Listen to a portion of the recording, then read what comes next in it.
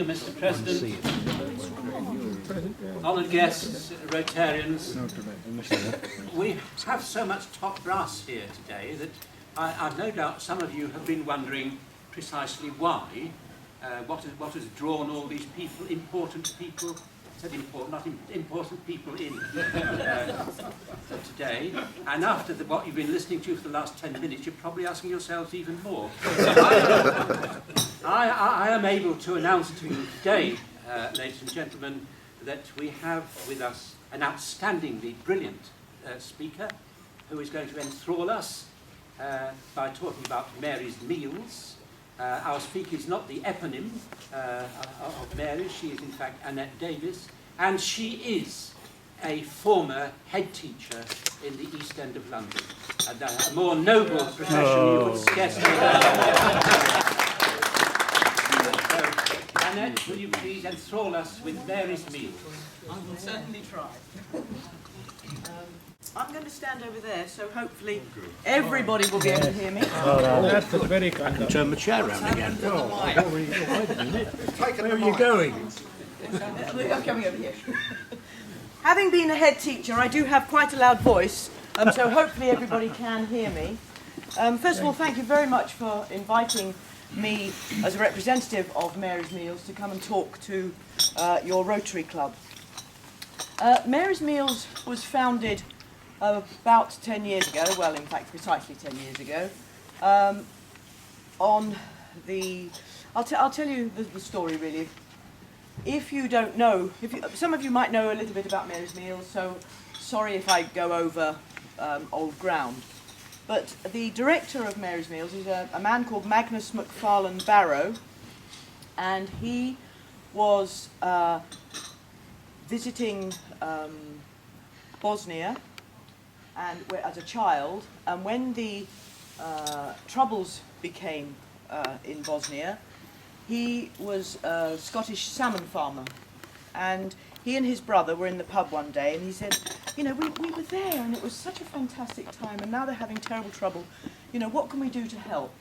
So they said, well, why not, let's get some, ask people if they can donate clothes, blankets and things, and we'll send them over.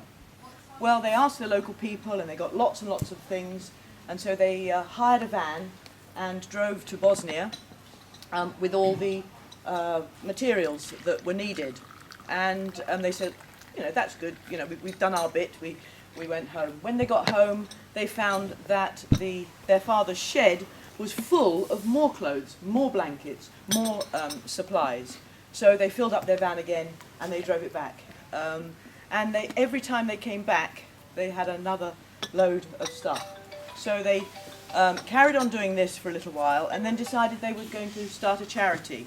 So Magnus actually gave up his salmon fishing job, sold his house, moved into a little cottage on the parents' land, and started the charity called Scottish International Relief, which then gave relief mainly to emergency places where there had been disasters.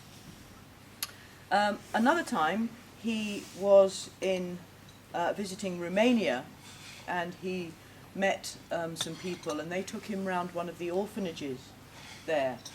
And you can imagine what when you probably saw on the news years and years ago, those terrible orphanages.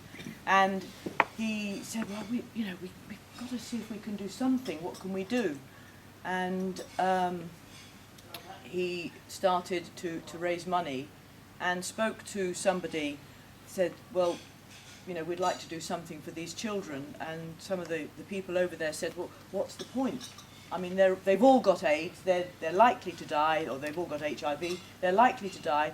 What is the point? And he said, well, we would like to give them a little bit of a quality of life while they're still alive. So he raised some money, and quite an important entrepreneur also helped him. You might have heard of Duncan Bannatyne. He'd met him, and they started an orphanage in Romania. And so it went on, and people kept giving money for different things that he was doing. And another time, he was in Malawi not exactly a holiday, but not exactly for his charitable work.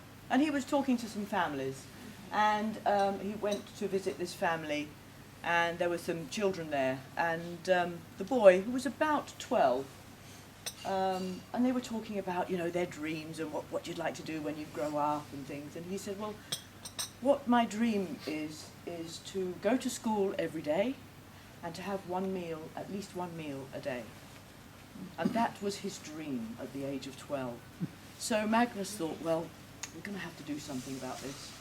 And that's when Mary's Meal started, with a very, very simple concept of feeding as many children as you can in their place of education. The way out of poverty is through education. And so many of these children couldn't go to school because they would have to help their parents either in their fields or looking after the small children. And there wasn't an incentive as such to go to school. But if they were given a free school meal, it would have meant that the family would have to provide one less meal for that family. And so therefore they would send the children to school. It wasn't a huge meal. It's actually a meal made out of porridge. It's made out of a maize. It's called lakuni pala, which is the main meal that is given in the country of Malawi. And they have that usually for breakfast. So they come into school and they have that for breakfast. And it started in 2002. And he was able to feed 200 children in Malawi. Now you might think, well, 200 children is not much, but there were 200 children who belonged to 200 families. And in so doing, one of the things that we do is we source the food as locally as possible, which helps the community. And often the children would go into school. They would sometimes only have half their meal. It was only a mug of porridge, but they would eat half of it, and then they would take the other half home to share with some of the other children. And through word of mouth, talking to organisations, a bit more money was raised, and today, throughout the world, we are now feeding over 700,000 children every single day. It's a very small organisation, but one of the reasons why we can do this is because it is completely run, well, not completely, but more or less completely run by volunteers. We have over 60,000 volunteers around the world, and we are now in 16 different countries in all the continents except Australasia. And we've kept with the same simple concept of one meal a day in their place of education. If they don't come to school that day, they don't get fed. We only feed in the schools. It costs, well, last time I was, when I was head teacher at school, the school meals for the children were approximately £10 a week. So that was quite a lot of money over the school year. In Malawi, it costs just £7 to feed one child for one whole year. Don't ask me how they do it, because I don't actually know how they can feed a child for £7 a year, but they do. So every single £7 would go. Around the world, Malawi is actually one of the cheapest places, but if we go to places like Haiti or the Thai-Burmese border, it's going to cost a bit more because of the way the food has to get to the places. And so the average cost for feeding a child is just over £10. So for £10.70, that's the average cost of feeding a child in their place of education, which works out to 6p a meal. Now in Malawi it's the porridge, but if you go to Haiti it will be a meal made out of mainly beans, sometimes a little bit of meat. If you go to places in India it will be rice and some fish or meat. So it depends on the country that we work in, but they source the food locally. In places like Malawi and Liberia, most of the farming is subsistence farming. Most of the farmers will be the parents of the children who are going to school. The 60,000 volunteers are the people who get the food, make the porridge, they cook the porridge, they serve it, they clean up after themselves, and a lot of that the mums and dads. More the mums rather than the dads. The dads are probably in the fields if they're there. A lot of organisations, charity organisations, do a lot of very good work, but because they're so huge, they have a lot of overheads. And one of the principles of our organisation is that we keep the overheads as low as possible. We spend 1p out of every pound on governance, and that's paying the sort of the financial people and the lawyers, and just to make sure that the organisation is all above board. And then 6p on fundraising. So that will be, there's a team of people in Scotland, and they will organise all the letter distributions and so on.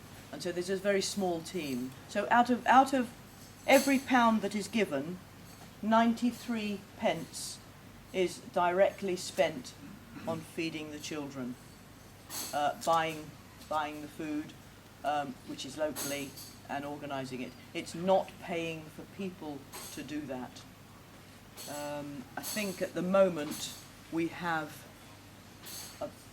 if it all told, we've got some part-timers, some full-timers, is about 30 people. I think feeding 700,000 children with only 30 paid workers is pretty good going. The mission or vision for us is that for all of those who have more than they need, is to share some of that with people who don't even have the basics. And the other mission is, of course, to feed children in their place of education.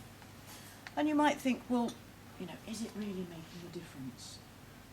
Yes, it is making a huge difference. A lot of the children who are going to school, now they're not going hungry, they can concentrate more, they get better results, they can go on to secondary school, which means that they are more likely to get a job.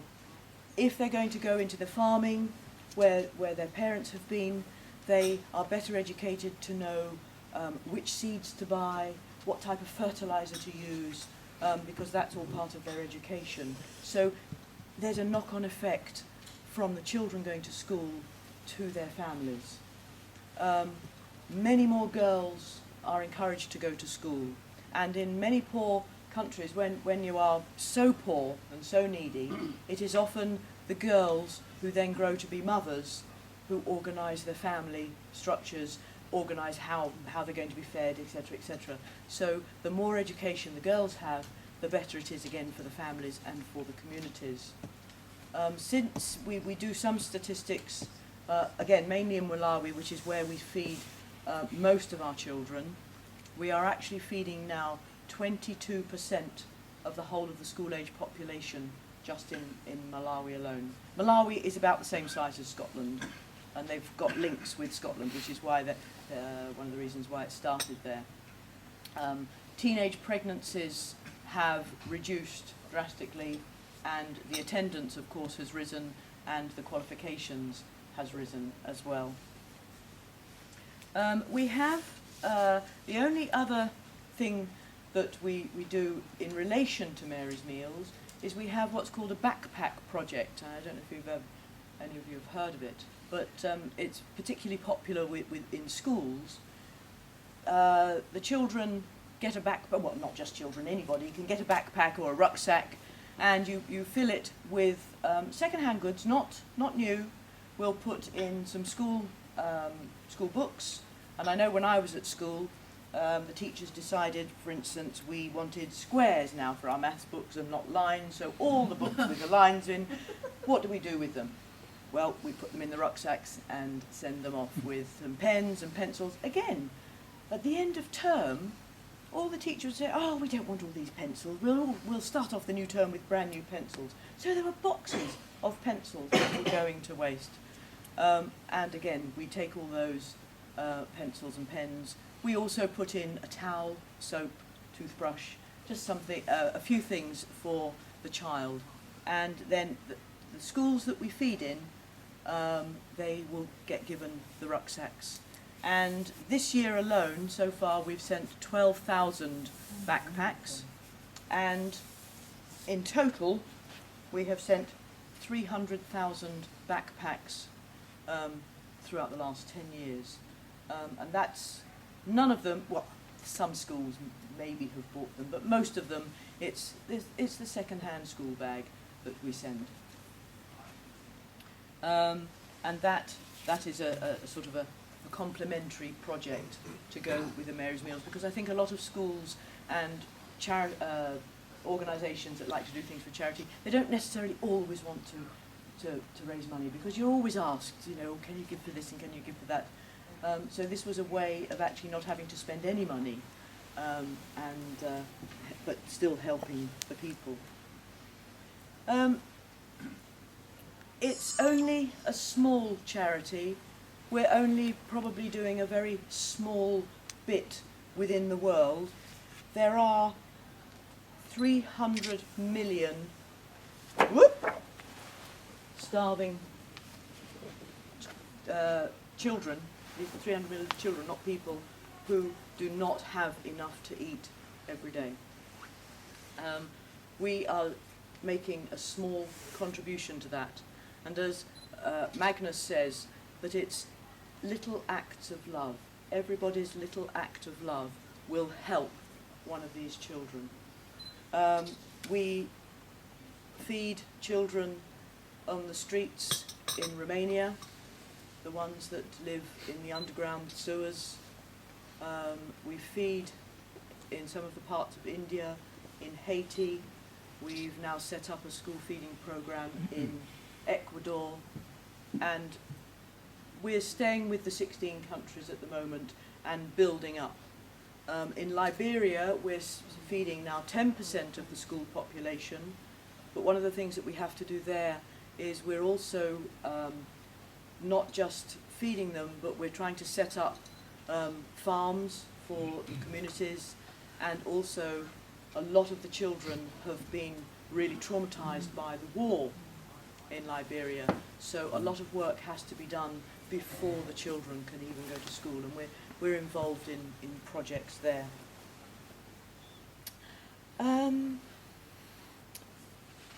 The other thing that we do, we ask organisations to do, if they're going to be able to raise quite a bit of money, is rather than just send it off and feed the children, is to sponsor a school or sponsor a class.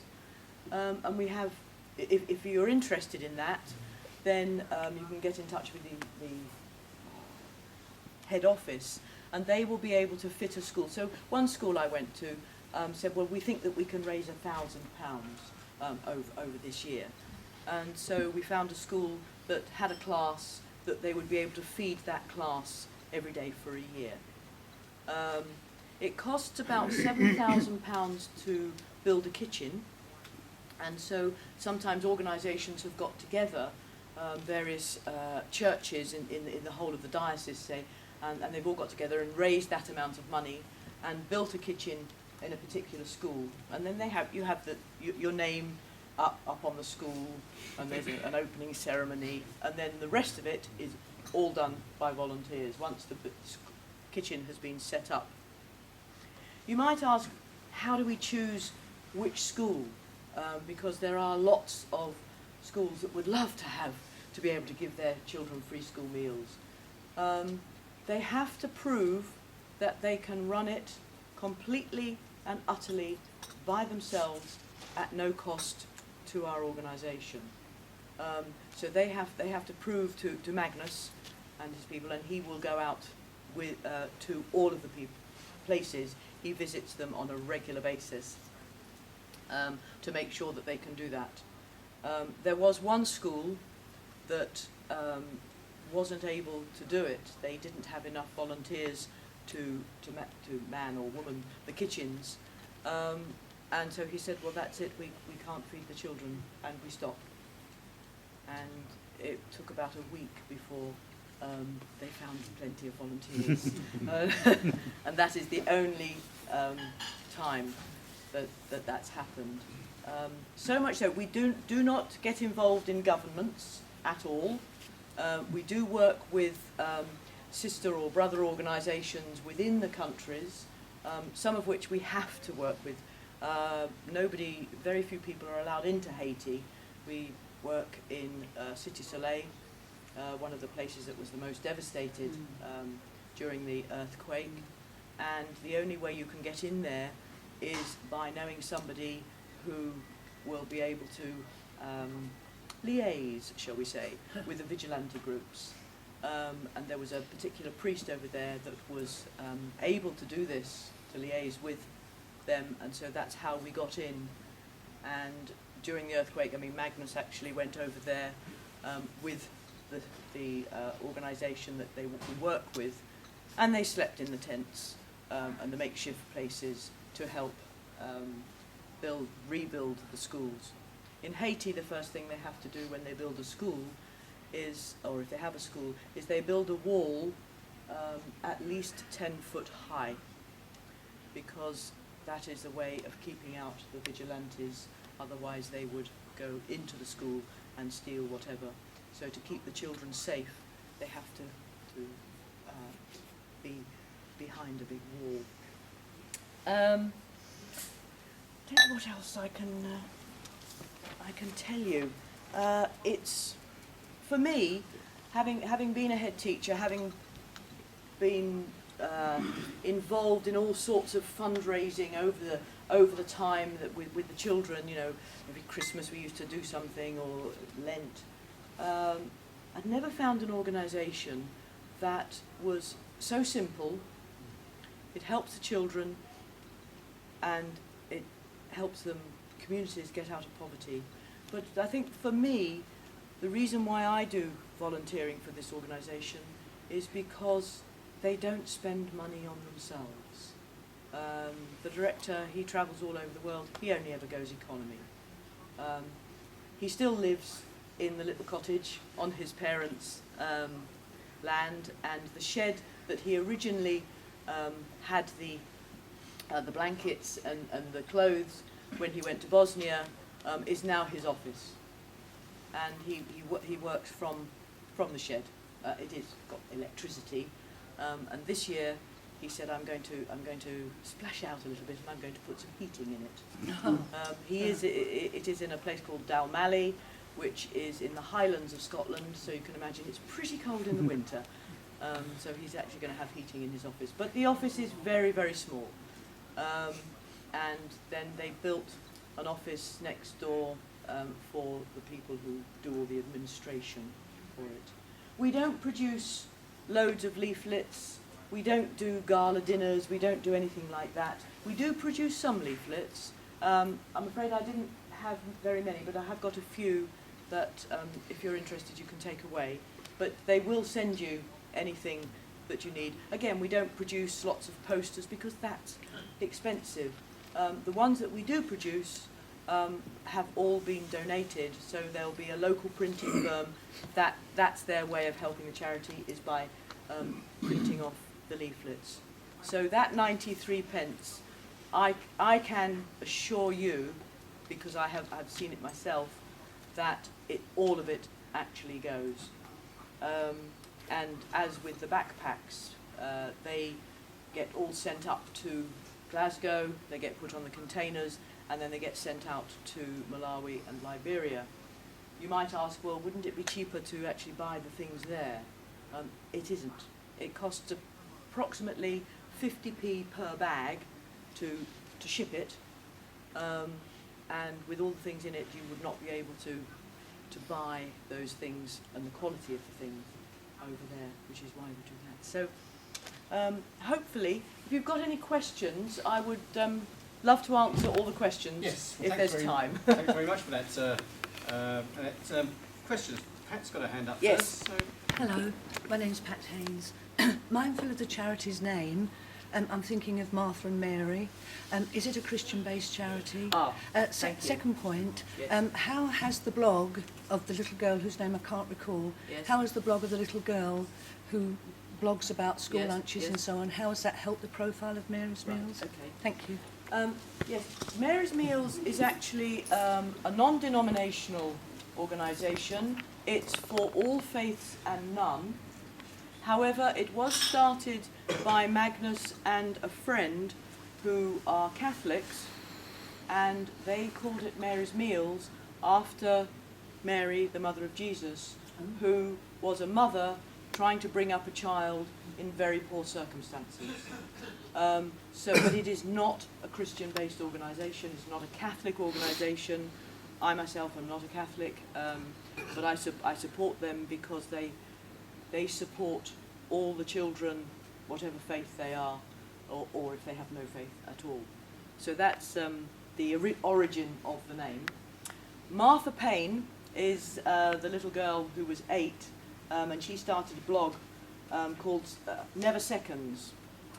She would take a picture of her school dinner and put it on the website and rate it out of 10. And sometimes it got 8 out of 10, and sometimes it got 2 out of 10. And many times it got 2 or 3 out of 10. So the council decided that that wasn't a very good idea because it wasn't really promoting the council school dinners. So banned the blog, or banned the printing of it. And so of course the moment you do something like that, everybody wants to know about it. So they had to then say, okay, so all right, you'll have to do it. And what she did was saying, you know, I don't particularly like the school dinners, but at least I'm getting a school dinner. And she knows somebody, she has a relative who was part of Mary's Meals, is a volunteer. And so they suggested that if people were interested, they could help other children get a school meal by donating to Mary's Meals. To this date, she has raised £120,000 from that one blog. And the family decided last year for their summer holidays they would actually go to Malawi, and she's opened a kitchen, and there was a programme on the television. She was on the One Show, I think, as well. Just an ordinary kid going to an ordinary school, but just wanted to do this thing. She had to do a school project, so this was her school project. It has raised the profile, as some other people have raised the profile of Mary's Meals. But what we have got various celebrities that have done things for Mary's Meals, but it's not something that we've particularly promoted. For instance, Annie Lennox is a supporter, Gordon Brown is a big supporter, Duncan Bannatyne is a huge supporter, and a few other celebrities from the television. But it's not advertised. You'll never see those names in any of our brochures or leaflets. They just do it sort of by the by. Tesco's is another one. Tesco's does a hell of a lot for Mary's Meals, but they never advertise the fact that they are supporting. Not because they don't want to, but just because it's just a simple way of helping. But yes, she certainly has raised the profile. Thank you. Jeff has a question. Yes. Do you have collection points around the country for the backpacks, or how Not really, no. There are some people, mainly in Scotland, that do the shake cans every so often. But generally speaking, it's people will donate either after a talk, or if they're really interested, they have one of these. I was thinking particularly of the backpacks, the physical collection of... Oh, the physical collection of the backpacks. If somebody wants to organise that, then we do have volunteers that will come and collect them. I mean, that was one of my jobs that I used to do is if a small organisation says, look, I've got 10 backpacks, I would go and drive and shove them in my car, and then we'd fill up the big white sacks, which take about 10, 12 backpacks, and then they would be sent off through a courier. We get a very special deal with a courier. For individual donations, I have one of these in my house, so people have got the odd pennies, they take that.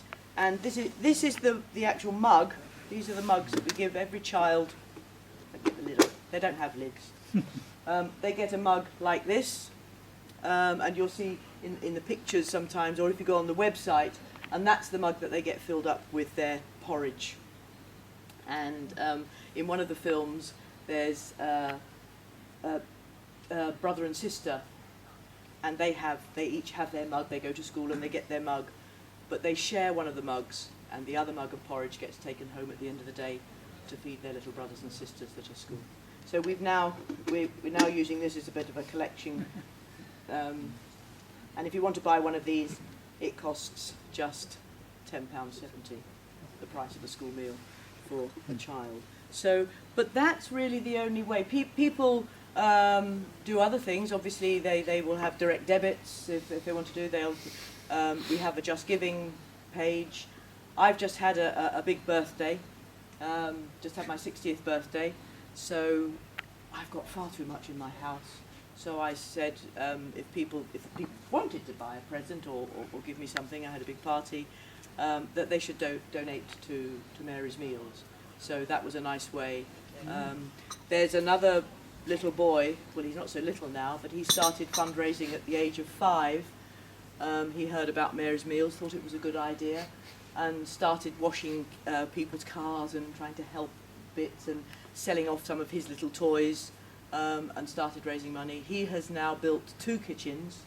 He's now 12, and he's been fundraising since the age of 5, and every birthday he said, you know, don't buy me presents, I have plenty of stuff. So the children would bring a backpack to his birthday parties, so he would get those backpacks and send them off, or sometimes they'd give money. So people do things in lots of different ways, but as we always say, every little act of love makes a difference. It can be a penny, it can be a pound, it can be a pencil in a backpack. Any more questions? One more. Yes. I'll try and speak up this time. Fascinating talk. I saw the TV programme with the last part of it. It was very good. And I can understand from what you're saying now what was going on there. What about nutritional values? Basically, you show us a mug, Yes. and we know there's this porridge constituent goes in there. Right. That's all they've got for the rest of the day. That's Yes, it yes. for most of them. Yes. So, how does that compare with the average breakfast that an English, Scottish child would have? It's fortified. First of all, it's a maize porridge.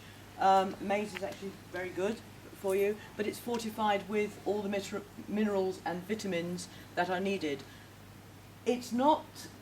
It's probably better than most of our breakfasts, and it will sustain them. But for many of those children, it is the only meal of the day. If they had stayed at home, they might not get anything.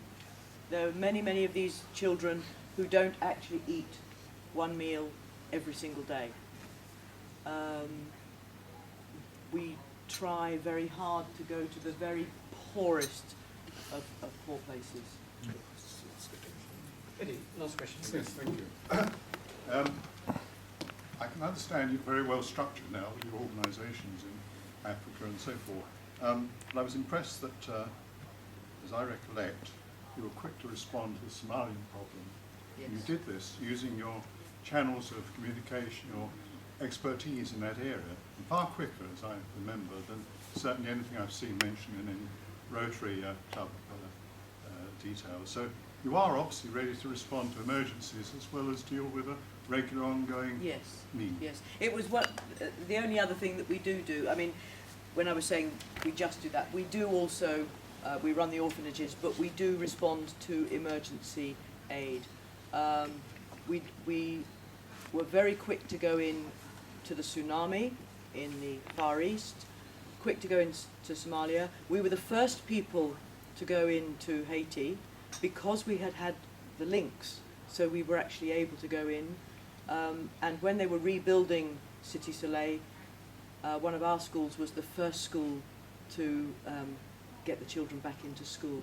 So we are very quick with that, because I think that we have, because of all the organisations that we work with, which are very, very grassroots organisations, again, most of which are volunteers. I think that certainly I can be sometimes a little bit cynical about some of the very large charity organisations, most of which, if you give money to, between 40 and 60% go to whatever it's supposed to be, funding, but 40 to 60% will also be going for administration. A lot of them work with governments in places like Somalia.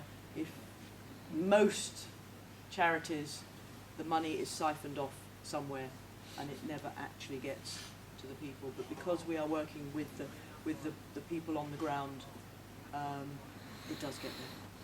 And Magnus makes sure it does. Thank you very much. I'm sure we can go on forever, but Yes, with questions. But someone's going to draw it to a close, and Peter will do so with a vote of thanks. Thank you, Mr. President. Annette, on behalf of the President and Rotarians and guests, I'd like to thank you very much for this vivid description of the life of the poor people throughout not only Africa but the world. But I was struck, because I do have some papers here that I took the trouble to, someone else took the trouble, because I don't do computers, to get off the computers. And I saw that 500,000 people in Malawi are fed, children are fed, 500,000, just in, and you flew things in from Malawi to Somalia on planes, stacked up with porridge. Amazing, I thought, yeah. Anyway, thank you very much for a wonderful talk. Thank you. And we can't, I'm sure, raise 120,000, which is a figure I heard earlier. But I'd like to think we've made some sort of subscription. But thank you very much for your talk. Thank you very much. Thanks, Peter and Mary, of course. Any other business? Not going on today.